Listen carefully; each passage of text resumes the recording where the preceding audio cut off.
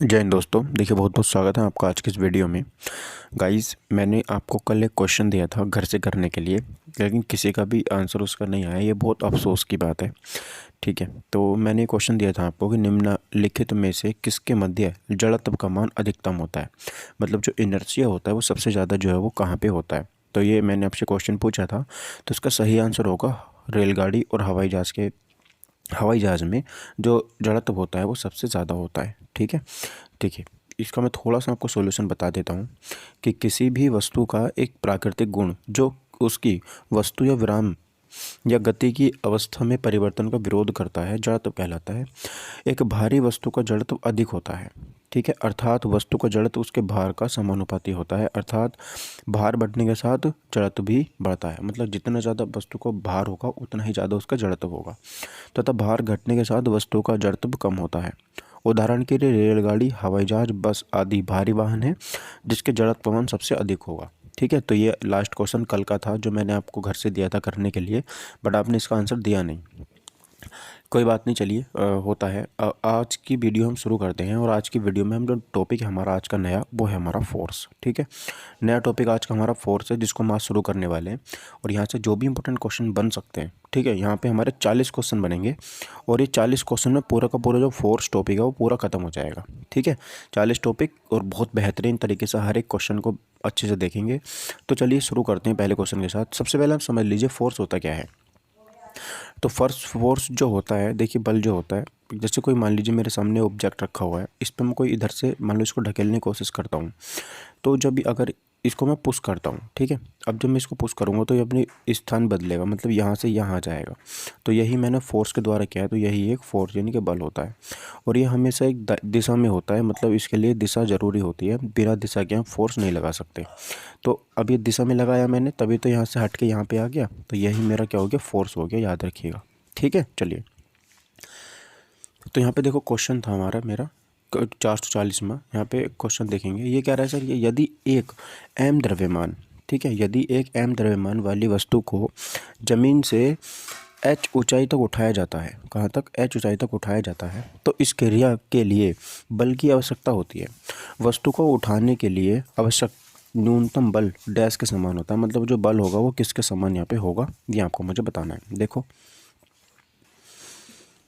तो देखिए, तो यहाँ पर जो बराबर होगा वस्तु के वजन के बराबर होगा। किसका, वस्तु का वजन जो है वो उसके बराबर होगा। तो अब देखो, इसको थोड़ा सा मैं एक्सप्लेनेशन आपको बता देता हूँ। यहाँ पे देखो क्या है, ये कह रहा है सर, यदि एम द्रव्यमान वाली वस्तु को जमीन से एच ऊंचाई तक उठाया जाता है तो इस क्रिया के लिए बल की आवश्यकता होती है, और वस्तु को उठाने के लिए आवश्यक न्यूनतम बल वस्तु का वजन के समान होता है। न्यूनतम, कम से कम बल इतना तो चाहिए ही चाहिए। ठीक है, चलो, जैसे इसका मैं आपको एक बात बताता हूँ। जैसे हमको 20 केजी का बाट उठाना है, एक होता है ना 20 केजी का बाट, आपको वो उठाना है धरती पे से, नीचे से उठाना है ऊपर को। तो आप 20 किलो का मान लीजिए उस पर बल लगाते हो ऊपर उठाने के लिए। तो जब तक आप 20 किलो का बल लगाओगे वो ऐसे हिलेगा भी नहीं। आपको 20 से थोड़ा सा फालतू यहाँ पे बल लगाना पड़ेगा, तब जाके ये बाट हिलेगा यहाँ से। ठीक है, और मान लीजिए बाट है 20 किलो का और आप लगा रहे हो 19 किलो, तो कैसे उठ जाएगा, नहीं उठेगा ना। तो इससे आपको थोड़ा सा ऊपर ज़्यादा लगाना पड़ेगा, तभी यहाँ पे हिल पाएगा। ठीक है, चलो, क्वेश्चन अगला देखो 441 में। एम द्रव्यमान की कोई वस्तु जो त्वरण ए से गतिशील है उस पर प्रयुक्त बल क्या होगा। तो हमने गति के नियम में पढ़ा था कि जो एफ बराबर होता है वो मास इंटू एक्सेलरेशन होता है। मास इंटू द्रव्यमान यहाँ पे होता है, मास इंटू त्वरण होता है। अब मास का जो यूनिट होती है वो क्या होती है सर, किलोग्राम होती है, और इनटू जो एक्सेलरेशन होता है उसे मीटर पर सेकंड स्क्वायर में मापते हैं। तो किलोग्राम मीटर पर सेकंड स्क्वायर इसका मात्रक भी हो जाता है। ठीक है, तो इसका सही आंसर क्या हो जाएगा सर, एफ बराबर एम में होता है, यानी कि ऑप्शन नंबर सी मेरा सही आंसर यहाँ पे हो जाएगा। ठीक है, आंसर यहाँ पे देखो सी हो जाएगा। एम द्रव्यमान की कोई वस्तु जो त्वरण ए से गतिशील है तो उस पर प्रयुक्त बल द्रव्यमान गुणा त्वरण के एफ बराबर एम में होता है। ठीक है, चलो, क्वेश्चन हमारा 442। ये क्या बोल रहा है, जब किसी प्रतिरक्षा बल एफ को विपरीत दिशा में लगाया जाता है तो दो दिशाओं के बीच का कोण क्या होगा, है ना। कोई प्रतिरक्षा बल है एफ, उसको विपरीत दिशा में लगाया जाता है ना, तो दो दिशाओं के बीच का कोण जो है वो क्या होगा, यहाँ पे ये आपको बताना है। तो देखो, यहाँ पे सही आंसर ऑप्शन नंबर सी, यहाँ पे 180 डिग्री होगा। कितना होगा, 180 डिग्री होगा। अच्छा, जब किसी प्रतिरक्षा बल F को विपरीत दिशा में लगाया जाता है तो दिशाओं के बीच का जो कोण होता है 180 डिग्री होता है। देखो जैसे मैं बात कर रहा हूँ, ये मेरे पास डायरेक्शन का साइन होता है, ये ईस्ट होती है और ये वेस्ट। प्रतिरक्षण के विपरीत दिशा में बल लगाऊंगा मैं, तो पहले मैं इधर लगा रहा था, अब मैं इधर लगा रहा हूँ, बिल्कुल विपरीत। तो ये कितना कोण होता है, देखो 90 ये वाला 90 ये वाला, टोटल मिला करके 180 डिग्री का कोण यहाँ पे हो जाता है। ठीक है, चलो क्वेश्चन अगला बताएंगे आप।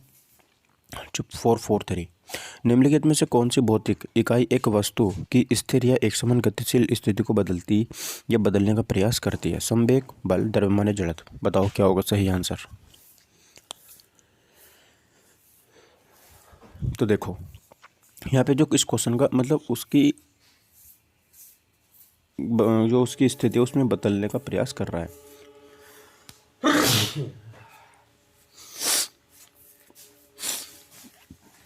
देखो उसकी स्थिति को बदलने का प्रयास यहाँ पे किया जा रहा है, तो यहाँ पे वो होगा ऑप्शन नंबर सी, बल। क्या होगा, बल यहाँ पे सही आंसर हो जाएगा। ठीक है,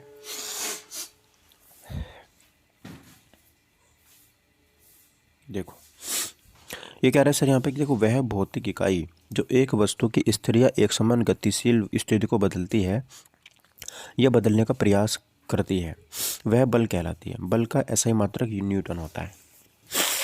बल का SI मात्रक क्या होता है गाइस, न्यूटन यहाँ पे होता है, याद रखिएगा।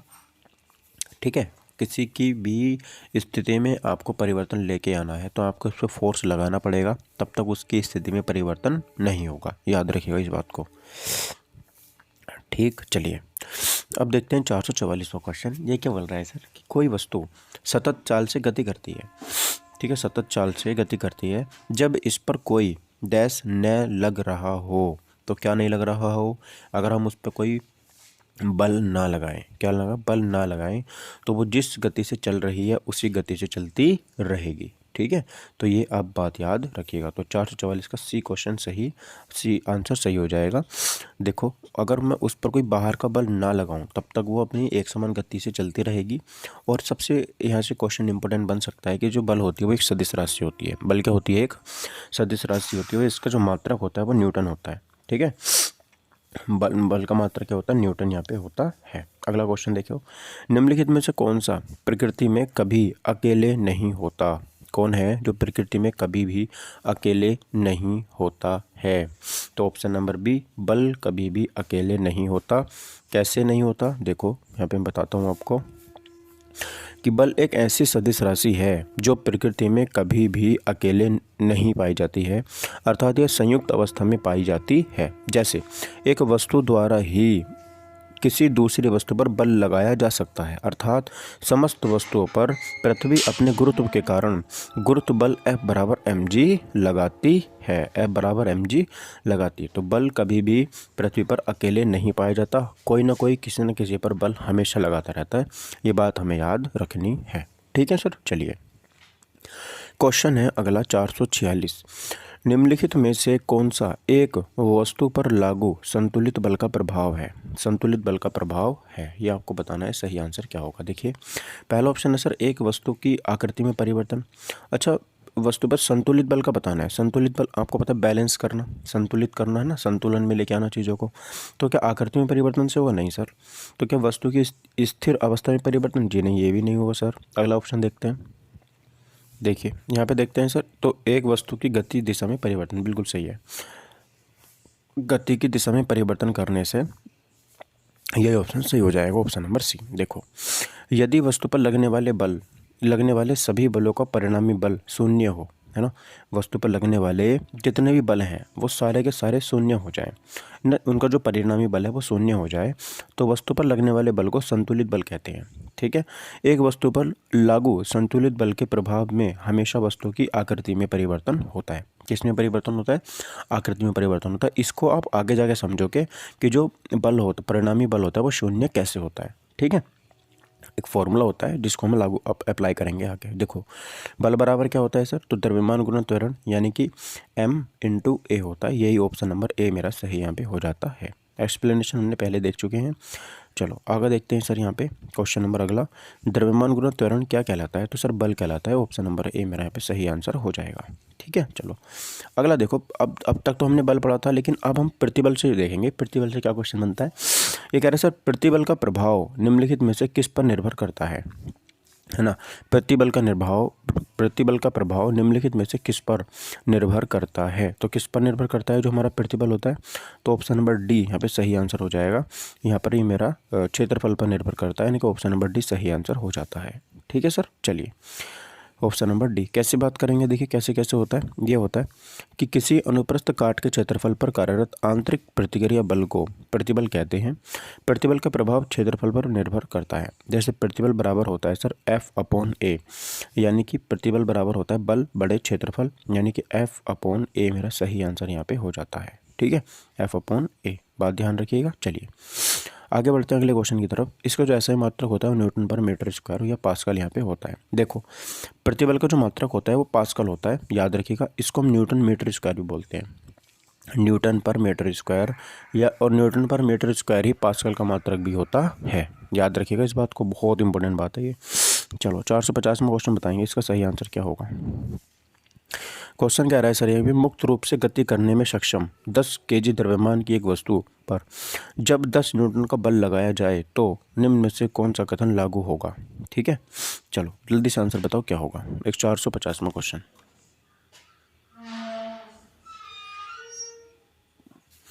तो देखो सही आंसर होगा ऑप्शन नंबर सी, निकाय 1 मीटर पर सेकंड स्क्वायर के त्वरण से गति करेगा। निकाय जो करेगा वो 1 मीटर पर सेकंड स्क्वायर के त्वरण से गति करेगा। कैसे करेगा देखो समझ लेते हैं, उसको आप समझने की कोशिश करो। आपको जो दे रखा है वो क्या दे रखा है ना, आपको जो दे रखा है देखो ध्यान से, मैं आपको करवा देता हूँ। देखो ध्यान से, आपको दे रखा है इन्होंने यहाँ पे कि जो वस्तु का द्रव्यमान है m है वो कितना दे रखा है सर, इन्होंने 10 दे रखा है। ठीक है, और जो इन्होंने उस पर बल लगाया वो भी कितना दे रखा है, इन्होंने 10 दे रखा है। अभी मुझसे पूछ रहे हैं वस्तु पर लगा जो बल है, तो बल कैसे निकालता हूँ मैं सर, F/A यानी कि फोर्स इंटू एरिया। तो बल कितना है मेरे पास 10, एक्सीलरेशन कितना है मेरे पास 10, यही तो है। ठीक है,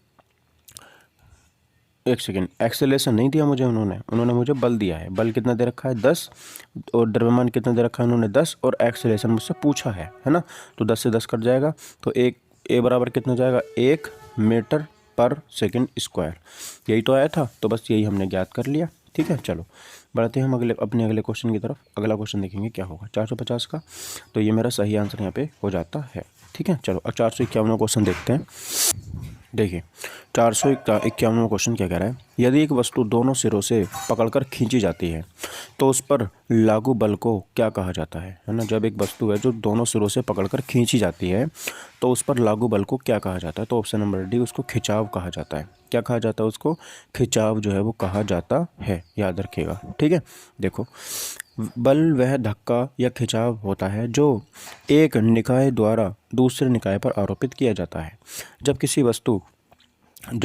एक वस्तु को दोनों सिरों से पकड़कर खींचा जाता है तो उस पर लगे बल को खिंचाव यानी कि पुल कहते हैं। खींचने को तो मतलब हमने किसी चीज़ को पकड़ के बीच में से खींचा तो वो खिंचाव ही तो होगी एक तरीके से। ठीक है, चलो जैसे हमने रबड़ को खींचा, स्प्रिंग को खींचा। ठीक है, चलो देखो एक स्थिर बल 2 सेकंड की अवधि के लिए 5 kg द्रव्यमान की एक वस्तु पर कार्यरत है। 2 सेकंड के लिए है और 5 kg की द्रव्यमान वाली वस्तु पर कार्यरत है। यदि वस्तु के वेग को 4 मीटर पर सेकंड से 7 मीटर पर सेकंड तक बढ़ा देता है तो प्रतिबल की मात्रा ज्ञात करो। जल्दी से बताओ 452वें क्वेश्चन का सही आंसर यहाँ पे क्या हो जाएगा। प्रतिबल की मुझे यूनिट बतानी है क्या होगी। ठीक है, देखो तो अब हम यहाँ पे बात करते हैं सर क्वेश्चन कैसे होगा। ठीक है, क्वेश्चन ये कैसे होगा, जूम कर लेता हूँ थोड़ी सी स्क्रीन, तभी आपको मैं बता पाऊँगा अच्छे से। देखो अब हम यहाँ पे क्वेश्चन को सोल्व करेंगे। तो देखो आपको देखिए क्या क्या रखा हुआ है। आपको जो वस्तु का द्रव्यमान है यानी कि वो m दे रखा है। क्या दे रखा है आपने, m दे रखा है आपको वस्तु का द्रव्यमान। चलो वहीं करवा देता हूँ, ऐसे आपको दिखेगा नहीं ना क्वेश्चन।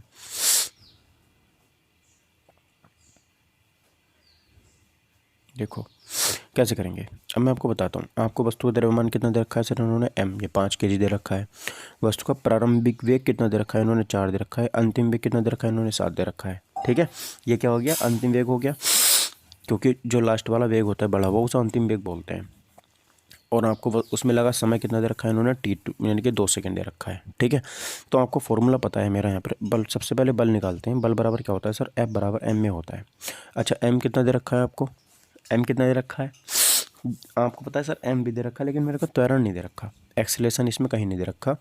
तो एक्सेलरेशन हम कैसे निकालेंगे, त्वरण कैसे निकालेंगे, तो जो मेरा प्रारंभिक वेग है, ठीक है, जो प्रारंभिक वेग है माइनस अंतिम वेग माइनस प्रारंभिक वेग, तो अंतिम वेग मेरा 7 है और अंतिम वेग में से प्रारंभिक वेग घटाऊंगा तो उसने जो एक्सेलरेशन आया है, वेग परिवर्तन आया है, वो तीन ही तो आएगा।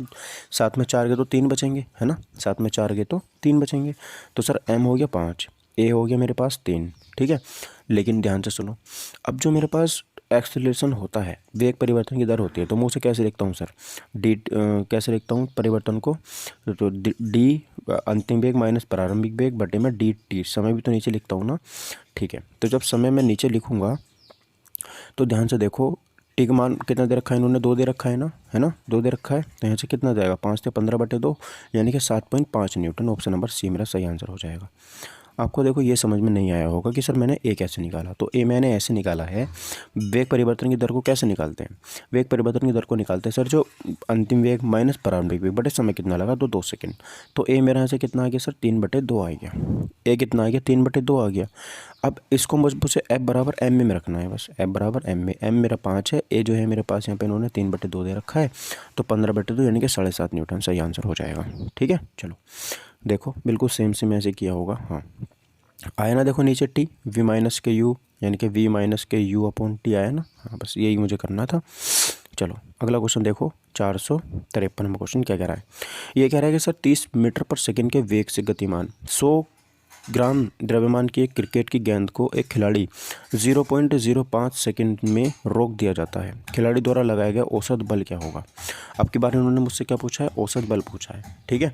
अब औसत बल का फॉर्मूला सबसे पहले आपको याद होना चाहिए। अगर आपको याद नहीं है तो आप इस क्वेश्चन को स्किप करो, ये इतना ज़रूरी क्वेश्चन नहीं है, क्योंकि इसमें औसत बल पूछा है। और औसत बल का फॉर्मूला आपको बता देता हूँ मैं क्या होता है, वो होता है सर आवेग बटे समय। क्या होता है, आवेग बटे में समय, ये मेरा औसत बल का फॉर्मूला होता है। अब आपको आवेग का फॉर्मूला पता होना चाहिए, है ना। आपको दिया क्या क्या है इसमें, देखो प्रारंभिक वेग दिया है इन्होंने मुझे यहाँ पे 30 मीटर पर सेकंड, और जो m का मान दे रखा, कितना दे रखा है 100 ग्राम यानी कि 0.1 kg, कितना 0.1 kg, समय कितना दे रखा है 0.5 सेकंड, ठीक है। तो अब संवेग परिवर्तन की दर क्या होती है बताओ। सबसे पहले मुझे यहाँ से संवेग परिवर्तन की दर निकालनी पड़ेगी। वो कैसे निकलेगी सर, वो निकलेगी इस तरीके से, v माइनस यू यानी कि प्रारंभिक वेग अंतिम वेग माइनस के प्रारंभिक वेग। अंतिम वेग कितना है सर मेरे पास, यहाँ पे 0 है, तो प्रारंभिक वेग कितना है, प्रारंभिक वेग कितना है मेरे पास 30 सेकंड है, 30 मीटर पर सेकंड है। तो गाइज संवेग जो होता है p बराबर mv होता है। क्या होता है, p बराबर mv। m का मान कितना है मेरे पास 0.1, v का मान कितना जाएगा यहाँ से निकालूंगा तो मैं, तो जब अंतिम वेग यानी कि 0 में से 30 को घटाऊंगा तो माइनस के 30 आएगा। क्या आएगा, माइनस के 30 आएगा, ठीक है।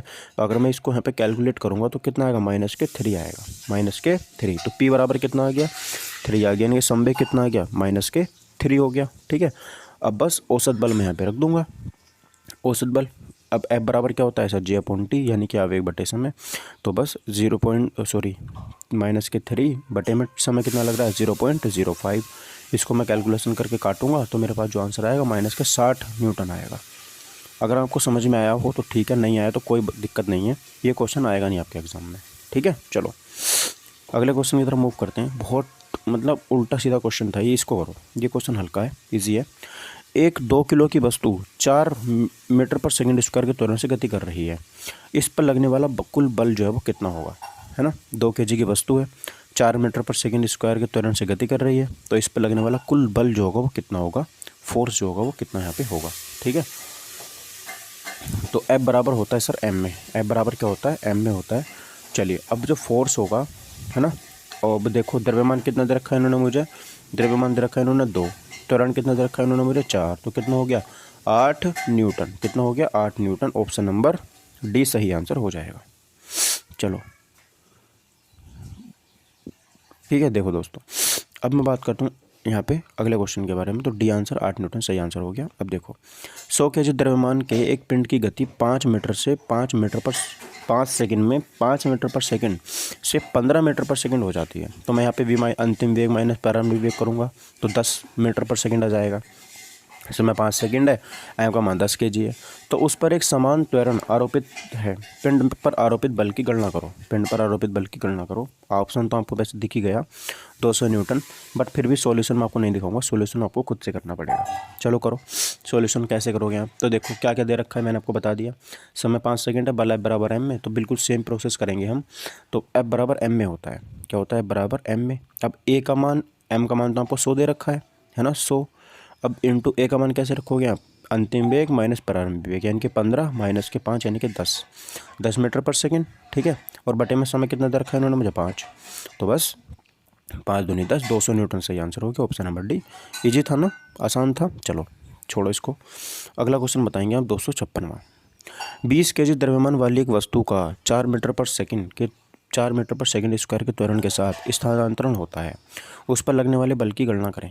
उस पर जो बल है वो कितना लगेगा। 4 kg दे रखा है द्रव्यमान, तो 4 मीटर पर सेकंड स्क्वायर दे रखी है उसकी स्पीड यानी कि त्वरण। बताओ क्या होगा सही आंसर 456वें क्वेश्चन का। कुछ भी नहीं करना गाइस, आप सभी को पता है कि F बराबर जो होता है वो m में होता है, और m का मान मुझे दे रखा है इन्होंने 20, एक्सेलरेशन दे रखा है मुझे 4, तो 80 न्यूटन सही आंसर हो जाएगा, ऑप्शन नंबर ए। ठीक है, चलो अगला क्वेश्चन बताओ 457 में। ये बोल रहा है सर, एक जब 100 न्यूटन का एक बल 50 kg द्रव्यमान की एक वस्तु पर लगाया जाता है तो उत्पन्न होने वाले त्वरण की गणना करो।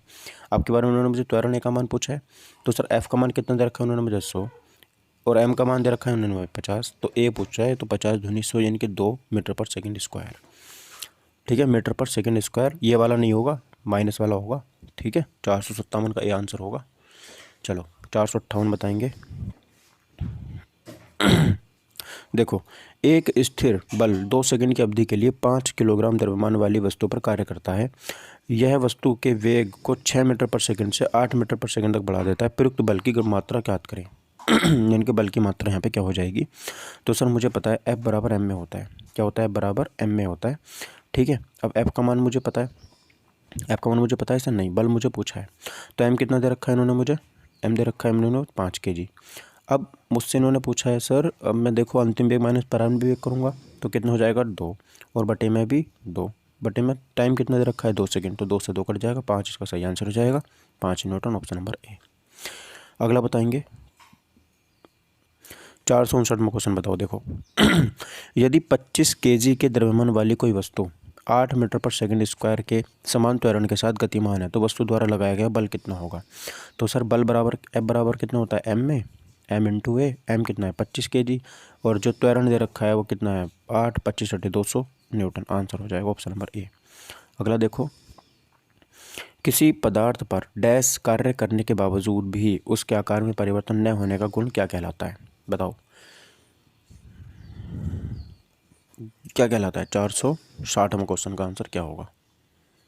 तो ऑप्शन नंबर सी, बाह्य बल। तो उसकी दृढ़ता कहलाती है, वो क्या कहलाती है, उसकी दृढ़ता कहलाती है, ऑप्शन नंबर सी। चलो अगला क्वेश्चन देखो, क्वेश्चन नंबर हमारा 461 में कि 15 kg द्रव्यमान का पिंड 5 मीटर पर सेकंड स्क्वायर की गति से गतिमान है तो उस वस्तु पर कार्यान्वित बल बताना कितना होगा। F बराबर मुझे बताना मान क्या होगा। ठीक है, F बराबर क्या होगा। तो देखो F बराबर मुझे पता है सर m में होता है, तो 15 पंजे 75, 15 पंजे 75 है ना, 15 पंजे 75 क्या हो जाएगा मेरा, न्यूटन हो जाएगा। तो ऑप्शन नंबर कौन सा होगा, डी वाला, 75 न्यूटन सही आंसर हो जाएगा। चलो अगला देखो, किसी वस्तु के संवेग में 0.2 सेकंड में 10 kg मीटर पर सेकंड परिवर्तन होता है, वस्तु पर कार्य कर रहा बल बताना है। कार्य कर रहा बल कितना होगा। 462वें क्वेश्चन का सही आंसर क्या होगा। देखो यहाँ पे है क्वेश्चन में, यहाँ पे ट्विस्ट है इस क्वेश्चन में, ये क्वेश्चन आपको करना पड़ेगा। कैसे करोगे, देखो बल क्या होता है बराबर संवेग परिवर्तन की दर, संवेग परिवर्तन की दर बटे समय, ये भी होता है याद रखना।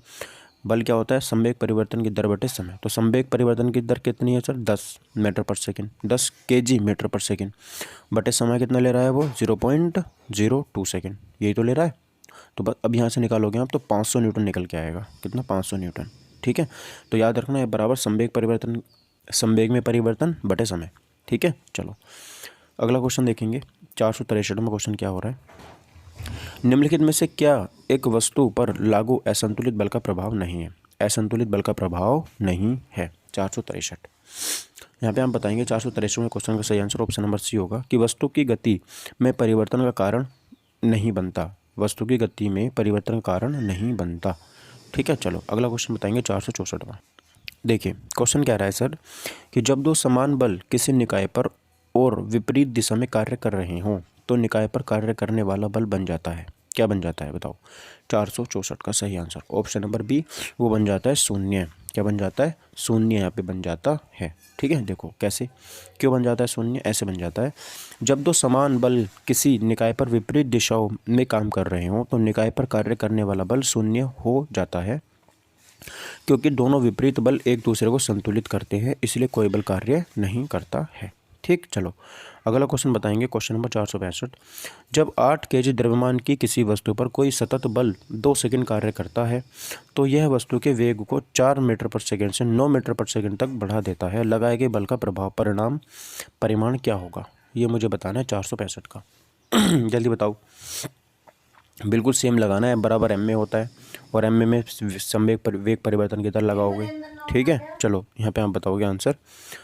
तो इसका सही आंसर खुद से कर लेना, बहुत इजी क्वेश्चन है 462 का। ऑप्शन नंबर सी सही हो जाएगा, 21-20 न्यूटन। ठीक है, चलो अगला क्वेश्चन 466 बताएंगे। देखो, प्रकृति में अकेले कभी नहीं होता बल, ऑप्शन नंबर ए। ठीक है, 467। किसी वस्तु को गति में लाने के लिए उसे धक्का देना या खींचना क्या कहलाता है? तो बल कहलाता है, ऑप्शन नंबर बी। चलो देखो, जैसे कुएं से पानी निकालना है ना, और यहाँ पर मेज पर रखी पुस्तक को गतिशील बनाना, दरवाजे को खोलना बंद करना है ना, फुटबॉल के खिलाड़ी का पेनल्टी की आदि लेना, ये सब क्या कहलाता है? बल से ही होता है। ठीक है, चलो अगला क्वेश्चन देखो। 468 में, दो पिंडों के बीच बल सदैव कैसा होता है? दो पिंडों के बीच बल सदैव कैसा होता है? ऑप्शन नंबर ए, समान और विपरीत दिशा में प्रयुक्त होता है। समान और विपरीत दिशा में प्रयुक्त होता है। ठीक है, चलो देखो, ऑप्शन नंबर ए मेरा यहाँ पे सही आंसर हो जाता है। देखो, दो पिंडों के बीच बल सदैव समान और विपरीत दिशा में प्रयुक्त होते हैं। ठीक है दोस्तों, ये वीडियो ना बीच में से मुझे काटनी पड़ गई थी, क्योंकि यहाँ पे मतलब मेरे घर पे थोड़ा शोर होना शुरू हो गया था। तो मैं यहाँ पे क्वेश्चन आपके लिए 467 मैंने करा दिए थे। अब यहाँ पे मैं अगले क्वेश्चन की तरफ मूव करता हूँ। क्वेश्चन होगा हमारा 468। ठीक है, बेहतरीन क्वेश्चन है, सारे क्वेश्चन टाइप करके लेके आए और मैं कोशिश करूँगा अब से आगे को जितने भी क्वेश्चन मैं लेके आऊँ वो सारे के सारे ऐसे ही लेके आऊँ। तो आपके सामने 468 में क्वेश्चन है। क्वेश्चन कह रहा है सर, दो पिंडों के बीच बल जो होता है वो सदैव क्या होता है? समान और विपरीत दिशा में प्रयुक्त होते हैं, समान और एक ही दिशा में प्रयुक्त होते हैं, असमान और विरुद्ध दिशा में प्रयुक्त होते हैं, पृथक बल होते हैं। बताओ, आरआरबी ग्रुप डी का क्वेश्चन है, ये शिफ्ट भी यहाँ पे लिखी हुई है। बताओ इसका सही आंसर यहाँ पे क्या होगा? तो देखो, यहाँ पर जो सही आंसर हो जाएगा वो हो जाएगा ऑप्शन नंबर ए। ठीक है, ऑप्शन नंबर ए मेरा यहाँ पे बिल्कुल सही आंसर हो जाता है कि समान और विपरीत दिशा में प्रयुक्त होते हैं। कहाँ होते हैं? समान और विपरीत दिशा में प्रयुक्त होते हैं। ठीक है, चलिए, तो यहाँ पर मेरा क्वेश्चन का सही आंसर यहाँ पे क्या हो जाता है? तो ऑप्शन नंबर ए जो है मेरा यहाँ पे सही आंसर बिल्कुल हो जाता है। ठीक है दोस्तों, चलिए क्वेश्चन नंबर हमारा 469 बताएंगे। दो वस्तुओं के मध्य परस्पर क्रिया होती है। जो दो वस्तुएं होती हैं, दो वस्तुओं के मध्य परस्पर क्रिया होती है, तो परस्पर क्रिया ये कैसी होती है हम बताएंगे। जड़त्व, दाब, संवेग या बल, कैसी होती है परस्पर क्रिया? तो देखो, इसका जो सही आंसर है वो ऑप्शन नंबर डी हो जाएगा। बल हम उसको बोलते हैं, क्या बोलते हैं? बल हम उसको यहाँ पर बोलते हैं। बात समझ में? चलिए अब देखिए, तो यहाँ पे आपको सही आंसर ऑप्शन नंबर डी हो गया। ग्रुप डी का क्वेश्चन है जो हमारा आया हुआ था। ठीक है, चलो, तो इसका ऐसा ही मात्रक न्यूटन होता है। और गाइस ध्यान रखिएगा, जो मेरा यहाँ पर बात समझ में आपको आ जानी चाहिए कि जो गैलीलियो का प्रथम नियम है, जिसको हम जड़त्व का नियम भी बोलते हैं। ठीक है, क्या बोलते हैं? जड़त्व का नियम भी बोलते हैं। ठीक है, वो भी इसी तरीके से बिहेव करता है जैसे कि ये क्वेश्चन हमारा बता रहा है कि दो वस्तुओं के मध्य परस्पर क्रिया को हम क्या बोलते हैं? बल बोलते हैं। ठीक है, चलो आगे बढ़ते हैं। Question number 470। क्वेश्चन कह रहा है सर यहाँ पे कि निम्न परिस्थितियों में से किसमें कार्य नकारात्मक बल द्वारा किया जाता है? बताएंगे। ऑप्शन नंबर ए, जब कोई वस्तु बल की दिशा के लंबवत दिशा में स्थानांतरित होती है। ऑप्शन नंबर बी, जब वस्तु बल की दिशा में किसी कोण पर स्थानांतरित की जाती है, या फिर जब कोई वस्तु बल की विपरीत दिशा में स्थानांतरित की जाती है, या फिर जब कोई वस्तु बल की दिशा में स्थानांतरित होती है। बताओ चारों में से सही आंसर कौन सा होगा? तो यहाँ पर जो ऑप्शन नंबर सी है मेरा वो बिल्कुल सही हो जाएगा। ये क्या कह रहा है सर? देखो पहले क्वेश्चन समझो, ये जो कार्य है ना वो मेरा नकारात्मक होता है। कार्य कैसे होता है? नकारात्मक बल द्वारा किया जाता है। इनके जो बल है वो निगेटिव में होता है। तो मुझे यहाँ पे बताना है सर कैसे होगा। देखो, जब कोई वस्तु बल की विपरीत दिशा में स्थानांतरित होती है, यानी कि आप इसको समझने की कोशिश करो। जैसे कि मेरे पास ये कोई वॉल है, कोई दीवार है मेरे पास, मैंने इस पर बल लगाया इधर, लेकिन ये मूव हो रही है इधर। ठीक है। तो ये अपोजिट हो गया ना, तो यहाँ पर जो मेरा कार्य हुआ है वो नकारात्मक हुआ है। कैसा कार्य हुआ है यहाँ पे मेरा? नकारात्मक कार्य हुआ है। तो यहीं पे मेरा बात ये कर रहा था, कैसा कार्य हो गया यहाँ पे? नकारात्मक। तो इसी की तो बात कर रहा हूँ मैं कि जो कार्य होता है नकारात्मक कैसे होगा?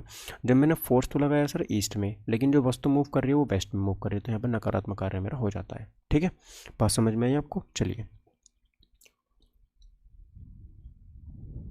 आगे देखिए, अगला क्वेश्चन देखते हैं। क्वेश्चन नंबर 471, 471 क्वेश्चन देखेंगे। क्या बोल रहा है सर? ठोस सतह द्वारा किसी भी वस्तु पर सामान्य दिशा में लगाए गए बल को क्या कहते हैं? ठोस सतह द्वारा, ठीक है, बताओ। सामान्य बल, घर्षण बल, संपर्क बल, क्षेत्र बल। तो देखो इस क्वेश्चन का सही आंसर हो जाएगा ऑप्शन नंबर ए, उसको हम सामान्य बल बोलते हैं। ठीक है, क्या बोलते हैं? सामान्य बल इसको बोला जाता है। ठीक है, देखो बल क्या होता है सर? एक अब थोड़ा सा मैं आपको बता देता हूँ। बल वह बाह्य कारक है जो किसी वस्तु की विराम अथवा गति की अवस्था में परिवर्तन करता है। आपको पता है ना, अगर कोई भी वस्तु यहाँ पर मेरी रखी हुई है ना, और जब तक मैं इस पर कोई एक्सटर्नल बाहर से कोई फोर्स ना लगाऊं तो ये वस्तु यहाँ से यहाँ पर नहीं आ सकती है ना, ये यहीं पर रखी रहेगी। तो यहाँ पर आप लोग एक बात याद ये वाली रखिएगा। ठीक है, चलो तो यहाँ पर ये बात आप याद रखिएगा कि जो बल है उस पर अगर हम बल को किसी भी ऑब्जेक्ट पे ऊपर लगाते हो तो वो ज़रूर मूव वहाँ पे से करता है। बस एक शर्त यहाँ पे होनी चाहिए कि जो बल है वो ना उस ऑब्जेक्ट के जो उसका वेट है, जो उसका द्रव्यमान उससे ज़्यादा होना चाहिए। ठीक है, मैंने आपको एक एग्जांपल बाट का, जो 20 किलो का बाट होता है उसको देके भी समझाया था, तो आप समझ गए होंगे। ठीक है, चलो अगला देखो 472। खींचने का एक उदाहरण है। खींचने का उदाहरण क्या होता है? ध्वज फहराना, दरवाज़ा खोलना, पर्दा उठाना, लड़के को धक्का मारना। बताओ, खींचना एक उदाहरण। तो खींचना गाइस यहाँ पे किसका उदाहरण हो जाता है? ध्वज फहराना। आप जब ध्वज फहराते हो तो आप नीचे खींचते हो ना उस रस्सी को, तो ध्वज कैसे फहरता है? खींचने से फहरता है। ठीक है, चलो चलो और बाकी गुरुत्वाकर्षण भी यहाँ पे खींचने का उदाहरण हो जाता है, क्योंकि गुरुत्वाकर्षण कम या दूसरी चीज़ों को अपने पास खींचना होता है। चलो अगला क्वेश्चन देखो 473 में बताएंगे। ये कह रहा है कि सभी बलों में होता है। तो सभी बलों में क्या होता है? परिमाण और दिशा दोनों होते हैं। घनत्व, दिशा और परिमाण क्या होता है? जल्दी बताओ, 473 का सही आंसर क्या होगा? ठीक है, ऑप्शन नंबर ए इसका मेरा सही आंसर हो जाएगा। यहाँ पे इसमें क्या क्या होता है? तो इसमें परिमाण भी होता है और इसमें दिशा भी होती है, जो सभी बलों में होती है। परिमाण और दिशा दोनों होते हैं, याद रखिएगा। चलिए अगला बताएंगे। एक वस्तु पर 20 न्यूटन का बल लागू किया जाता है, यानी कि वस्तु है उस पर मैं 20 न्यूटन का बल लगाता हूँ और ये 2 मीटर पर सेकंड स्क्वायर के त्वरण के साथ गति करती है। वस्तु के द्रव्यमान की गणना करो कि वस्तु पर जो द्रव्यमान है m जो है वो यहाँ पर कितना होगा। तो मुझे अब सबसे पहले आप लिखो दे क्या क्या रखा है। तो सर मुझे f का मान दे रखा है इन्होंने 20 न्यूटन। कितना दे रखा है? 20 न्यूटन। ठीक है, और जो इन्होंने मुझे वेलोसिटी दे रखी है, इनका जो वेग दे रखा है वो दे रखा है इन्होंने मुझे 20 मीटर पर सेकंड स्क्वायर। ठीक है, 20 मीटर पर सेकंड स्क्वायर दे रखा है। तो मुझे फॉर्मूला पता है, क्या होता है फॉर्मूला? फॉर्मूला मुझे पता है क्या होता है सर? F बराबर एम में मेरा फॉर्मूला होता है। क्या होता है? F बराबर एम में। ठीक है, तो F का मान कितना है सर? 20 है। और जो द्रव्यमान है वो मुझसे इन्होंने पूछा है, इनटू वेलोसिटी कितनी दे रखी इन्होंने? 20। तो 20 से मैं 20 काट दूंगा। ठीक है, 20 से मैं 20 को काट दूंगा। एक सेकेंड, 20 नहीं है, 2 मीटर पर सेकंड स्क्वायर दे रखी है। ये मैंने 20 नहीं लिया, 2 मीटर है ना। तो इसको मैं काटूंगा तो 2 ढाई 10 आ जाएगा। तो जो मेरा द्रव्यमान है वो कितना है? क्या 10 kg यहाँ पर आ जाता है। तो ऑप्शन नंबर कौन सा सही हो जाएगा? ऑप्शन नंबर डी मेरा यहाँ पर सही आंसर हो जाता है, याद रखिएगा। ठीक है, तो बात समझ में आ गई आपको। चलिए अगला क्वेश्चन देखिए 475 बताएंगे। क्वेश्चन क्या कह रहा है? सर किसी वस्तु पर कार्य करने वाले गुरुत्व बल को किसके रूप में जाना जाता है? बताइए, किसी वस्तु पर कार्य करने वाले गुरुत्व बल को किस रूप में जाना जाता है? द्रव्यमान, आवेग, त्वरण या भार? तो सही आंसर क्या होगा? तो ऑप्शन नंबर यहाँ पे क्या होगा सही आंसर? ऑप्शन नंबर डी सही आंसर हो जाएगा। उसको हम भार के रूप में जानते हैं। किसके रूप में जानते हैं? भार के रूप में जानते हैं। ठीक है, भार भी क्या होता है सर? एक प्रकार का बल होता है और ये किसी वस्तु पर लगाया जाता है। ठीक है, और जो इसका संबंध होता है ना, पृथ्वी ग्रेविटी से इसका संबंध मोस्टली होता है। चलिए, क्योंकि भार सदिश राशि होती है, याद रखिए, क्योंकि भार जो है वो हमेशा नीचे की तरफ लगता है। ठीक है, चलो आगे बढ़ते हैं। 476 बताएंगे। जब दो समान बल किसी पिंड पर एक दूसरे की विरुद्ध दिशा में प्रयुक्त होते हैं तो पिंड पर प्रयुक्त होने वाला कुल बल जो है वो कितना होता है? 2 गुना, 4 गुना, 3 गुना, 0? बताएंगे। तो देखो यहाँ पर जो सही आंसर होगा ऑप्शन नंबर डी होगा, शून्य यहाँ पर बल होता है। क्या होता है? शून्य बल होता है। कैसे? देखो जब दो समान बल किसी पिंड पर एक दूसरे के विरुद्ध दिशा में प्रयुक्त होते हैं, जैसे मान लो कोई ये मेरे पास ऑब्जेक्ट है। ठीक है, इधर से भी मैं इस पर एफ बल लगा रहा हूँ। ठीक है, इधर से भी मैंने इस पर एफ बल लगाया और इधर से भी मैंने इस पर एफ बल लगाया। तो अब एक बात बताओ, क्या ये मूव करेगा? क्या ये मूव करेगा? तो आप कहोगे सर ये मूव नहीं करेगा। क्यों नहीं करेगा? क्योंकि ये क्या होगा, दोनों तरफ से मेरा फोर्स बराबर है, तो ये जैसा है वैसा का वैसा ही रहेगा। ठीक है, चलो। अच्छा, अब दूसरी कंडीशन लेते हैं। मान लीजिए मेरे पास ऑब्जेक्ट है, मैंने इसको इधर भी खींचना शुरू करा और मैंने इसको इधर भी खींचना शुरू करा, तो क्या ये मूव करेगा? और इधर भी एफ बल है और इधर भी मेरा एफ फोर्स है, तो क्या ये मूव करेगा? सर ये मूव नहीं करेगा। क्यों? क्योंकि मैंने दोनों तरफ से बराबर फोर्स खींच रहा हूँ। अगर आप इधर को फोर्स थोड़ा सा भी बढ़ा दो तो इधर को मूव करना शुरू हो जाएगा। ठीक है, बात समझ में आ गई? चलिए। अच्छा, जो घोड़ा होता है ना, घोड़ा वो तांगे को क्यों खींच लेता है? क्योंकि जो घोड़ा, जो तांगा होता है ना, तांगे से ज़्यादा जितना फोर्स उसको चाहिए उससे ज़्यादा लगा देता है घोड़ा खींचने में, तभी तो वो तांगा आगे मूव कर पाता है। बात समझ में आई आपको? चलिए अगला क्वेश्चन देखिए। कोई वस्तु सतत चाल से गति करती है, इस पर कोई न लग रहा हो, क्या नहीं लग रहा हो कि सतत चाल से चलती रहे अपनी, बताइए। तो ऑप्शन नंबर सी, अगर इस पर कोई बल नहीं लगेगा तो ये अपनी सतत चाल से चलती रहेगी जिस चाल से चल रही है। तो ऑप्शन नंबर सी मेरा यहाँ पे सही आंसर हो जाता है। बल की असह मात्रक क्या होती है? तो न्यूटन बल की असह मात्रक होती है। अगला देखो, 478वां क्वेश्चन क्या कह रहा है सर? ये न्यूमेरिकल आ गया। जब एक स्थिर बल, देखो बल किसी वस्तु पर 3 सेकंड की अवधि के लिए 3 सेकंड टाइम दे दिया, ये टी 3 सेकंड क्या हो गया? टाइम, टी का मान हो गया। 8 kg ये एम का मान हो गया, के द्रव्यमान के साथ कार्य करता है, तो यह वस्तु के वेग को 4 मीटर पर सेकंड से 6 मीटर पर सेकंड में, यानी कि ये मेरा वी का मान अंतिम वेलोसिटी और ये प्रारंभिक वेग हो गया। ठीक है, तो मैं इसमें से इसको सब्ट्रैक्ट करूँगा तो मेरा जो होगा यहाँ पर क्या हो जाएगा? 2 मीटर पर सेकंड यहाँ पे वेलोसिटी आ जाएगी, तक बढ़ा देती। तो वस्तु में प्रयुक्त बल की गुरुत्व बताएं, यानी कि मेरा एफ का मान मुझसे पूछ रहे हैं, एफ का मान मेरे को क्या हो जाएगा ये मुझसे पूछ रहे हैं। ठीक है, तो कुछ नहीं सर, क्या होता है? एफ बराबर मेरे को पता है सर एम में होता है। ठीक है, और एम का मान कितना दे रखा है उन्होंने मुझे? 8, और ए का मान मैंने अभी कितना निकाला है? यहाँ पे कितना निकाला है बताइए? कितना निकाला है? 2। कितना निकाला है मैंने? का मान 2, लेकिन टी का मान टी से भाग करेंगे ना, तो टी का मान कितना हो गया? 3। ठीक है, तो चलिए कितना हो गया सर? 16 बटे में 3। ठीक है, तो इसको डिवाइड करेंगे तो 3 5 जो 15 होता है, एंड 10 बचेगा यहाँ पे, तो 3.33 ये मेरा यहाँ पर इतना न्यूटन आंसर हो जाएगा। तो 5.33 Newton is the right answer of this question, यानी कि ऑप्शन नंबर मेरा सही आंसर यहाँ पे हो जाता है। बात समझ में आई आपको? चलिए, तो गाइज ये मेरा आज का यहाँ पे लास्ट क्वेश्चन था। ठीक है, ये क्या था? मेरा आज का यहाँ पे लास्ट क्वेश्चन था। तो बस आज की वीडियो में इतना ही रहने देते हैं, मिलते हैं आपको अगली वीडियो में आपसे। Thank you for watching my video, take care, bye, जय हिंद, वंदे मातरम।